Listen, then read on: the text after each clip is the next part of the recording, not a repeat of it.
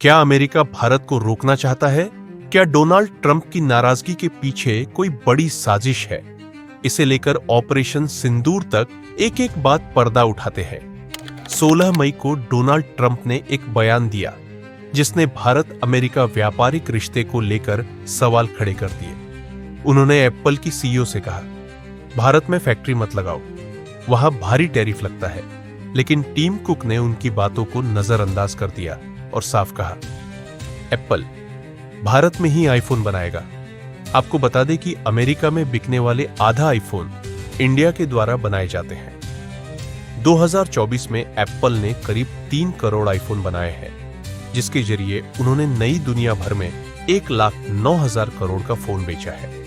लेकिन अभी भी 28% आईफोन चीन में बनते हैं। कोविड के बाद एप्पल ने फैसला लिया कि वह चीन पर अपनी निर्भरता कम करेगा और अपना अधिकांश बिजनेस भारत में लगाएगा।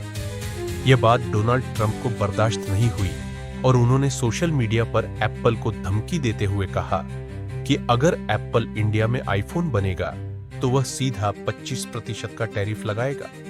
अब सवाल यह उठता है कि अगर अमेरिका टैरिफ आएगा तो भारत में आईफोन कैसे बनेगा?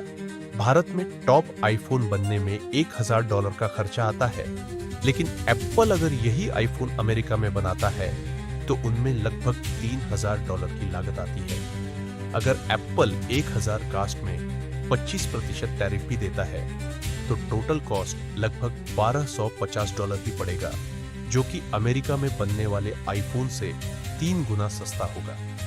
लेकिन डोनाल्ड ट्रंप की यह धमकी काम नहीं आई, क्योंकि डोनाल्ड ट्रंप सिर्फ 3 साल रहने वाले हैं, जबकि एप्पल की कंपनी हमेशा रहने वाली है। यह बात ट्रंप को भी पता है, इसलिए कारण सिर्फ यही नहीं हो सकता। यह बात सबको मालूम है कि 9 और 10 मई की रात जब भारतीय फौजी पाकिस्तान को सबक सिखाया था, तब ट्रंप ने ही बीच में आकर पाकिस्तान को बचाया था और ट्वीट किया था कि उन्होंने सीज फायर करवा दिया है और दोनों देशों के बीच कश्मीर को लेकर बात करेंगे। लेकिन इस बात को लेकर लोगों के मन में सवाल था, क्योंकि उन्होंने कहा था कि भारत और पाकिस्तान की लड़ाई में उनका कोई लेना देना नहीं है। फिर बाद में डोनाल्ड ट्रंप ही सबसे पहले बीच में और सीज फायर का क्रेडिट ले लिया। लेकिन अगले ही दिन भारत के विदेश मंत्री जयशंकर प्रसाद ने कहा कि सीज फायर दोनों देशों के सैन्य अधिकारियों के सीधे संवाद के कारण हुआ है। मतलब यह बात झूठ है।